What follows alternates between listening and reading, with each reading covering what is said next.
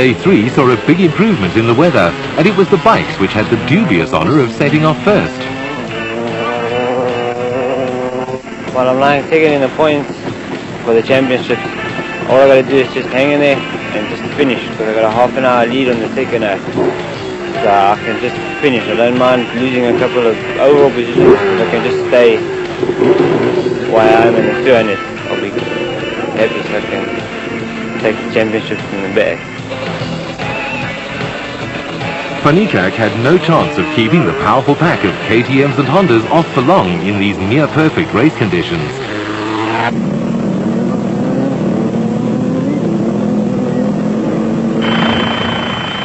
Out front, Curtis was holding on to a comfortable lead as he eased his AGA Panasonic KTM across the terrain, followed by the very impressive Van Niekerk, whose 125 was showing a clean pair of heels to much larger machinery.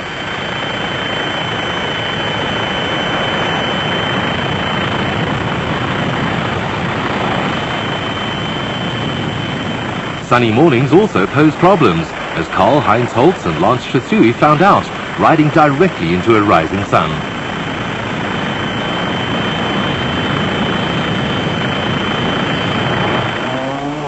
Save for a slight misfire, everything was going right for Reinecker and Houghton, and their task had been made a lot easier when the Nissan failed to complete the previous day's racing.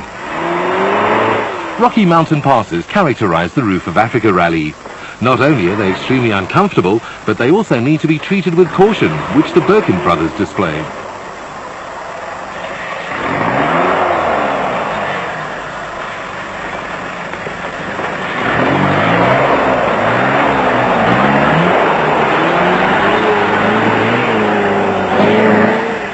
The third-place Land Rover Turbo Diesel of Mike Redden and Wyatt Joseph found that a footful of throttle was the only way to overcome a large rock that had been dislodged by the Birkins car.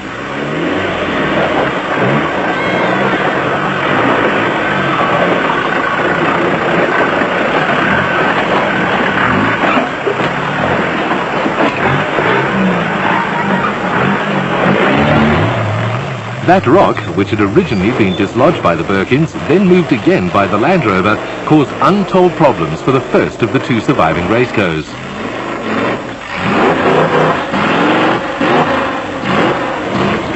Navigator Karl-Heinz Sulwald needed some assistance to get them on their way again.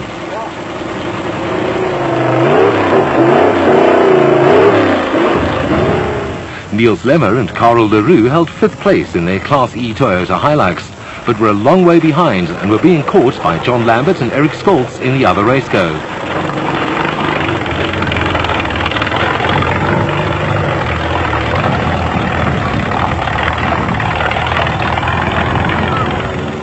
Shortly after the start, the quad field had been reduced to 2 when Paul Breckel retired his Phillips Rotax, and all Yuri Duplessis needed to do to win was maintain a steady pace. Heading the veteran motorcyclist class was Yuri Human, which was remarkable considering that he only decided to race a couple of weeks beforehand.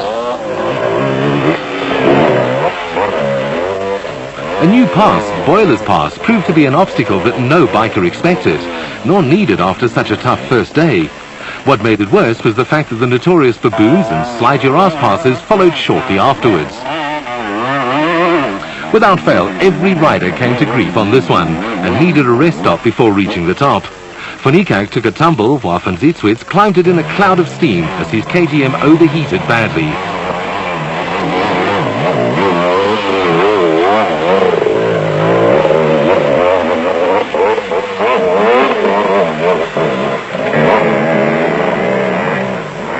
Jack Peckham was finding it difficult to hold down a top 10 position with 250 championship leader Alex Vals and Karl-Heinz Holtz breathing down his neck.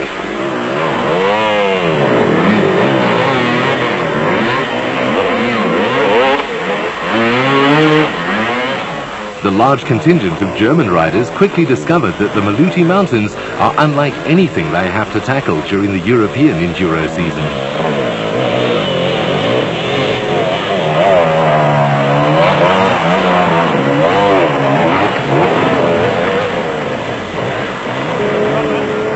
As the motorcyclists battled the passes, those with the benefit of 4 wheels faced much friendlier terrain, and the Land Cruiser was firing raucously on all 6 cylinders.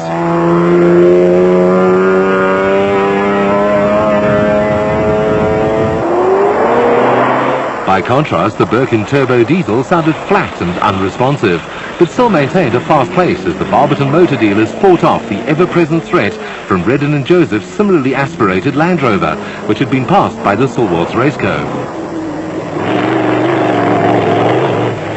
Lambert and Scholz had joined the long list of retirements, which had grown earlier in the day when Barker suffered head gasket problems. And next to go were the Sulwalds when their much-abused clutch finally cried enough. Now there were just 5 cars left in the contest. Redden & Joseph were not about to give up their hopes of finishing second and were literally flying over the bumpy roads.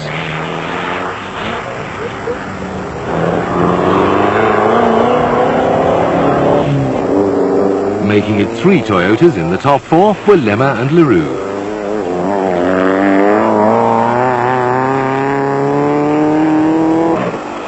Sensing the veterans class victory, Yuri Human punches the air with delight as he heads for the home stretch as quad leader Yuri Duplessis on his Bankfin Yamaha Banshee follows in his usual unruffled style.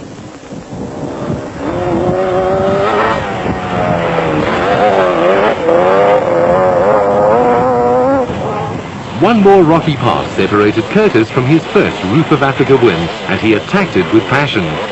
Fellow KTM rider Alex Vowles wrapped up the National 250 class championship, despite this late scare when his bike boiled dry halfway up the climb.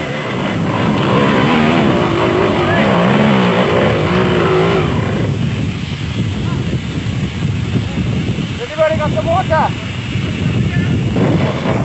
4-time gold medalist at the ISDE, Germany's Karl-Heinz Holz has a tough time threading his way through the rocks.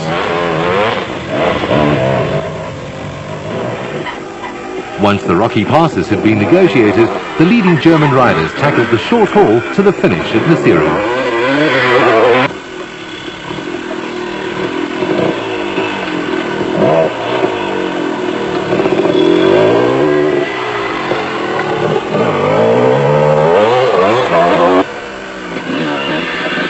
Although Rian Finicak had slipped back to 4th on the road, he still held 3rd place, which would ensure him the 200cc title.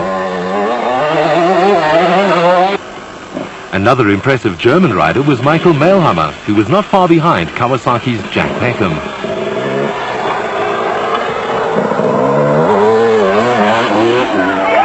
After almost 10 hours in the saddle, Curtis was greeted by jubilant applause as he arrived at the Pope Stadium to claim the most important win of his career to date.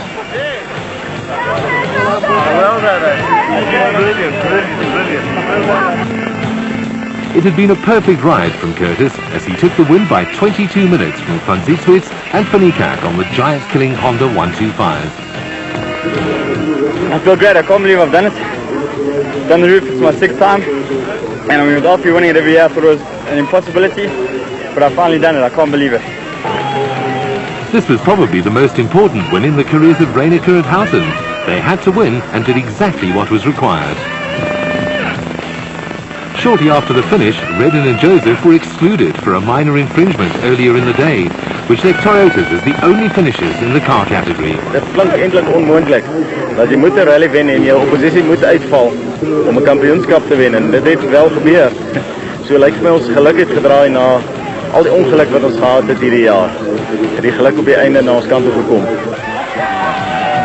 For Yuri Human, it was more than just a win. It was a personal triumph over grief. 3 weeks prior to the race, his son, Yuri Jr., was killed while out training for the event, and he rode it in memory of him.